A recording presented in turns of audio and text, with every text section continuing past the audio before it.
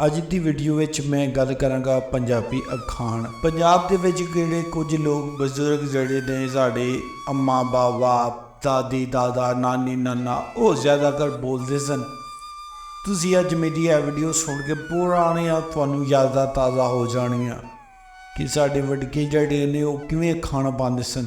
ਭਾਵੇਂ ਉਹਨਾਂ ਕਾਲਜਾਂ ਦਾ ਯੂਨੀਵਰਸਿਟੀਆਂ ਦਾ ਸਕੂਲਾਂ ਦਾ ਮੂੰਹ ਨਹੀਂ ਸੀ ਵੇਖਿਆ, ਪਰ ਉਹਨਾਂ ਦੀ ਖਾਣ ਉਹਨਾਂ ਦੀਆਂ ਗੱਲਾਂ ਇੰਨੀਆਂ ਸਿਆਣੀਆਂ ਹੁੰਦੀਆਂ ਸਨ ਜਿਹੜੀਆਂ ਸੁਣ ਕੇ ਸਾਨੂੰ ਲੱਗਦਾ ਸੀ ਕਿ ਇਹ ਬੜੀ ਸਿਆਣੀ ਅਤੇ ਬੜੀ ਨਪੀਤੂ ਦੀ ਗੱਲ ਕਰਦੇ ਪਏ।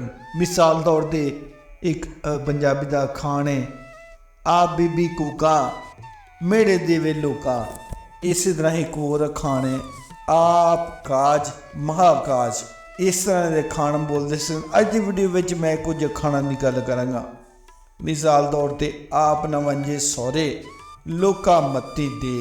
ਆਪ ਕੰਮ ਨਹੀਂ ਕਰਨਾ ਅਤੇ ਲੋਕਾਂ ਨੂੰ ਮੱਤਾਂ ਪਿਆ ਦੇਣੀਆਂ।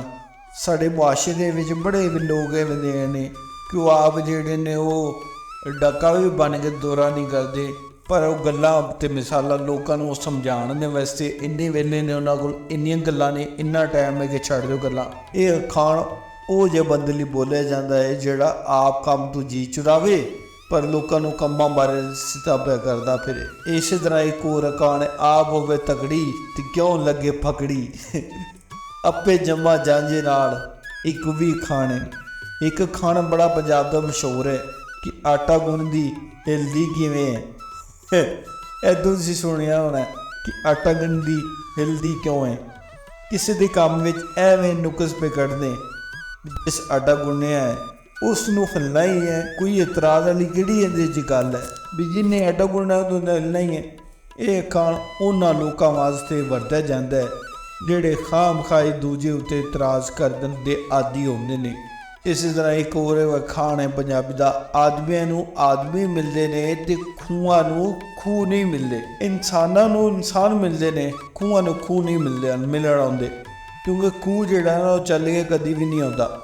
ਬੰਦੇ ਦੇ ਆਪੇ ਅੰਦਰ ਤਲਕਾਤ ਦੀ ਅਹਿਮੀਅਤ ਬੜੀ ਹੁੰਦੀ ਹੈ। ਬੰਦੇ ਇੱਕ ਦੂਜੇ ਨੂੰ ਲੋੜਾਂ ਥੜਾਂ ਜਾਂ ਪਿਆਰ ਦੇ ਜਜ਼ਬਿਆਂ ਦੇ ਵਿੱਚ ਮਿਲਦੇ ਰਹਿੰਦੇ ਨੇ, ਪਰ ਸ਼ਾਵਾਂ ਦੂਜੇ ਨੂੰ ਮਿਲਣ ਨਹੀਂ ਆਉਂਦੀਆਂ। ਕੋਈ ਵੀ ਦੁਨੀਆ ਜਾਣ ਦੀ ਸ਼ਾਵਾਂ ਇੱਕ ਦੂਜੇ ਨੂੰ ਮਿਲਣ ਨਹੀਂ ਆਉਂਦੀਆਂ। ਇੱਕ ਹੋਰ ਪੰਜਾਬੀ ਦਾ ਅਖਾਣ ਹੈ, ਆਪਣਾ ਮਾਰੇਗਾ ਤੇ ਛਾਵੇਂ ਹੀ ਸੁੱਟੇਗਾ।